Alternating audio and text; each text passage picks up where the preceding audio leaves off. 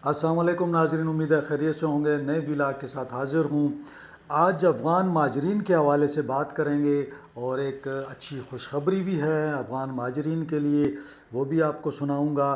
साथ साथ जो अफ़गान माजरीन जा रहे हैं उनके हवाले से कुछ तफसीलात हैं वो भी आपके साथ शेयर करूँगा।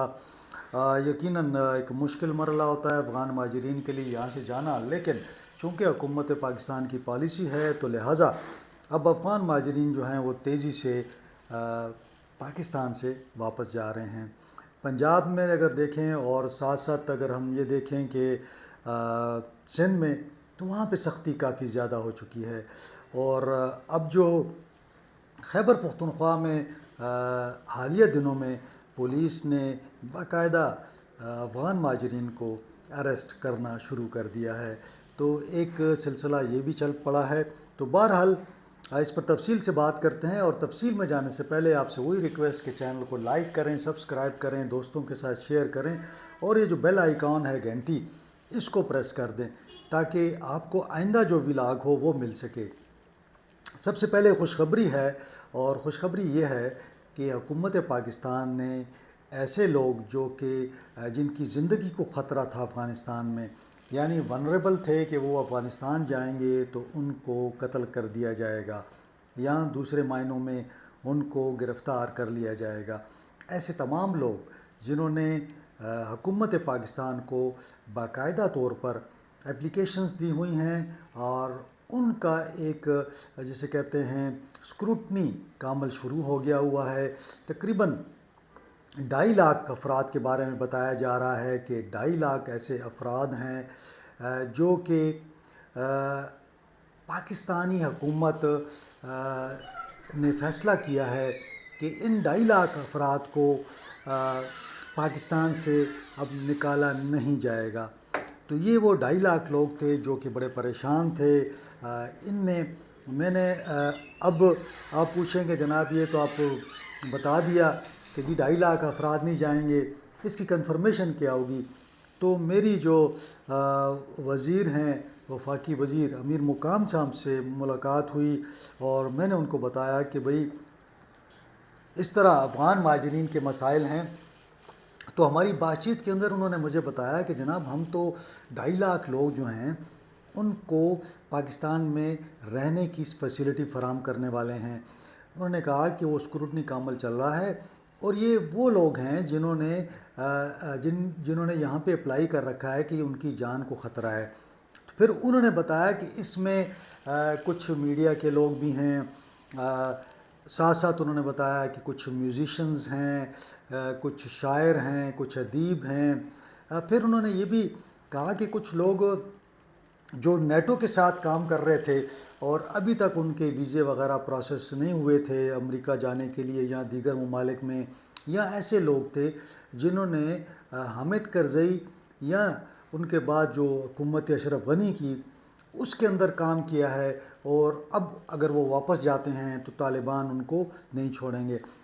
तो अमीर मुकाम साहब का ये कहना था कि हुकूमत ने ये फ़ैसला किया है कि ऐसे लोगों के लिए जब तक अफ़गानिस्तान के अंदर हालात साज़गार नहीं होते उनको पाकिस्तान से नहीं निकाला जाएगा। उसके लिए एक प्रोसेस शुरू है, उनको यहाँ पे रहने के लिए कोई वीज़ा दिया जाएगा ताकि वो एक इल्लीगल प्रोसेस में ना चले जाएं, लीगल हो जाएं।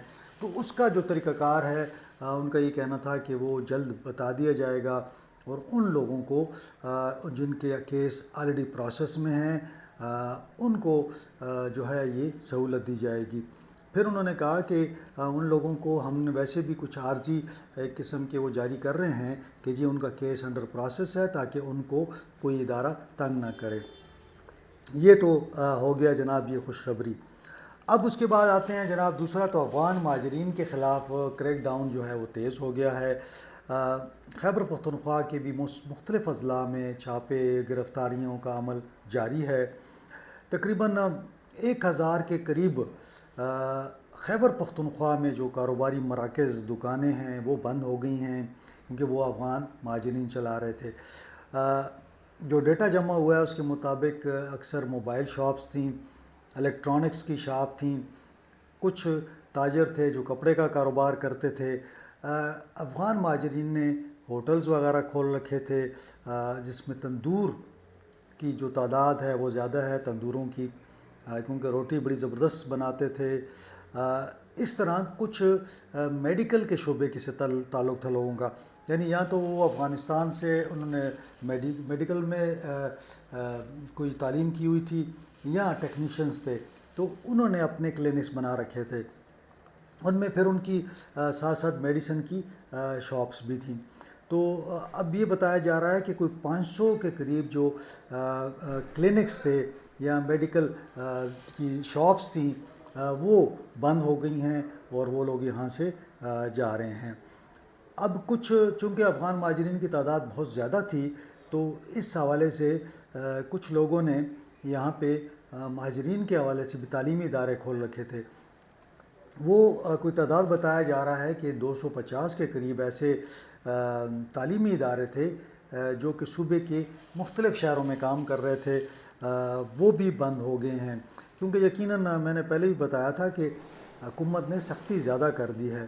تو جب آپ ٹرانزیکشن بھی نہیں کر سکتے، نہ آپ کا اکاؤنٹ ہوگا، نہ آپ کا کوئی رجسٹریشن ہوگی، نہ آپ کے پاس ویزا ہوگا، تو وہ سارا پروسیس جو ہے اب چونکہ بند ہو گیا ہے، مشکلات بڑھ گئی ہیں۔ ساتھ ساتھ جو ڈاکٹرز اور نرسز کے حوالے سے بتایا جا رہا ہے کہ وہ بھی واپس جا رہے ہیں۔ اب ایک اور بری خبر بھی ہے، کوچی قبیلہ جو ہے بڑا، آپ کو پتہ ہی ہے، کافی اس کے لوگ ہیں یہاں پہ، بہت بڑی تعداد ہے اس قبیلے کی، اور اس قبیلے کے اندر کچھ لوگوں نے جو گڑبڑ یہ کی تھی کہ ان کو، جو افغان تھے، ان کو انہوں نے پاکستانی ڈکلیئر کر دیا، یعنی اپنی فیملی میں شامل کر لیا تھا۔ اب وہ بہت سارے مشکوک جو تھے وہ نکل آئے ہیں۔ یہ صرف کوچی قبیلہ نہیں ہے، باقی جگہوں پہ بھی ہیں، اور باقی قوموں میں بھی اس طرح انہوں نے اپنے آپ کو ان کی فیملی ٹریز میں شامل کیا ہوا ہے۔ اب نادرا نے اس کو بڑی کیئرفلی چیک کیا ہے، اور اس میں سے کچھ لوگوں کو آئیڈینٹیفائی کیا گیا ہے، تو ان کو بھی مشکوک قرار دے دیا گیا ہے۔ اس سے پہلے بھی کئی مرتبہ ایسا ہوا ہے کہ جب یہ ایک لسٹ بن جاتی ہے 1000-1500 کی، تو پھر ان کے شناختی کارڈ جو ہیں وہ کینسل ہو جاتے ہیں۔ نادرا کے اندر چونکہ پہلے مینول سسٹم تھا، اس کے بعد یہ اپنا کمپیوٹرائز سسٹم آیا۔ اس دوران جب مینول تھا اس وقت شناختی کارڈ بڑی تعداد میں بنے، پھر اس کو کنورٹ کر دیا گیا CNSC جو کمپیوٹرائز نادرا کا آیا۔ نادرا میں بھی کئی افسروں کو ان کے خلاف کارروائیاں ہوئی ہیں، اور ایون یہ کہ پاسپورٹ بھی بنائے گئے جعلی، اور پاکستانی پاسپورٹس پہ افغان جو تھے وہ بیرون ملک بھی گئے ہوئے ہیں، تو بڑی تعداد میں ہیں۔ البتہ اب یہ ہے کہ جس کا پتہ لگ رہا ہے یا جس کے حوالے سے کوئی شکایت موصول ہو رہی ہے، اس کے خلاف ایک تحقیقات کی جاتی ہیں، جس میں پولیس، FIA، IB اور دیگر ادارے شامل ہیں۔ تو یہ سارے ادارے جوائنٹ جو ہے یہ انویسٹیگیشن کرتے ہیں، جس کے بعد ان لوگوں کو پھر طلب کیا جاتا ہے، ان سے پھر پورا ایک ڈیٹا لیا جاتا ہے، ان کی معلومات لی جاتی ہیں، تو اس کے بعد فیصلہ سنایا جاتا ہے۔ اپیل کا حق دیا جاتا ہے، لیکن ایسے لوگ پھر بری طرح پھنس جاتے ہیں۔ اب افغان مہاجرین جو ہیں، صوبے کی میں جو ہے تحریک انصاف کی حکومت ہے، تو ان کی کوشش یہ ہے کہ زیادہ سے زیادہ نرمی برتی جائے، لیکن وہاں پہ ریاست چونکہ فیصلہ کر چکی ہے، اور بیوروکریٹس جو ہیں یا پولیس کے لوگ ہیں، ظاہر ہے کہ انہیں ریاست کی بات زیادہ سمجھنی ہوتی ہے، تو بہرحال ایک عمل ہے صوبے سے افغان مہاجرین کے نکلنے کا جو جاری ہے۔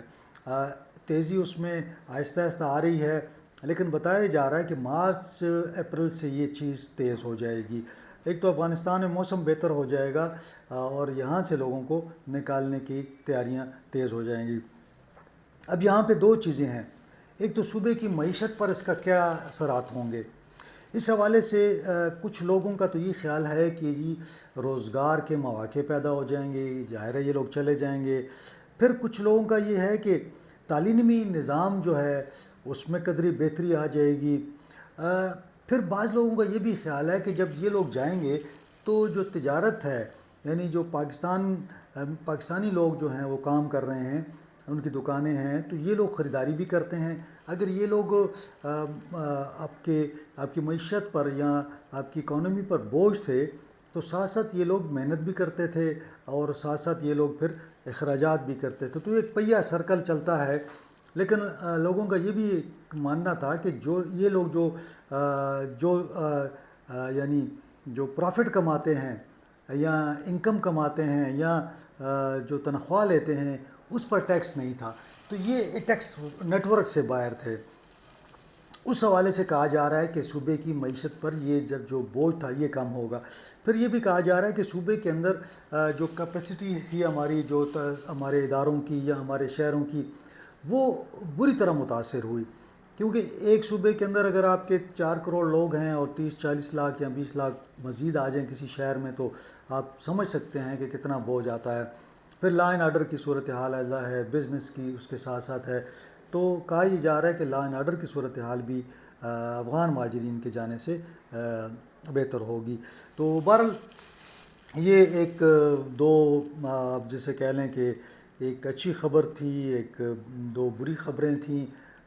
بہرحال ہمارا کام تو خبر دینا ہے، باقی ظاہر ہے جو ایونٹس ہوں گے وہ میں آپ تک پہنچاتا ہوں۔ آپ کا بہت شکریہ کہ آپ لائک بھی کرتے ہیں، سبسکرائب بھی کرتے ہیں۔ مجھے امید ہے کہ یہ سلسلہ جاری رہے گا۔ آج کے لیے اتنا ہی، انشاءاللہ اگلے ولاگ میں آپ سے ملاقات ہوگی۔ اپنا خیال رکھیں، اپنے اہل خانہ کا خیال رکھیں، مجھے اجازت دیں۔ اللہ حافظ۔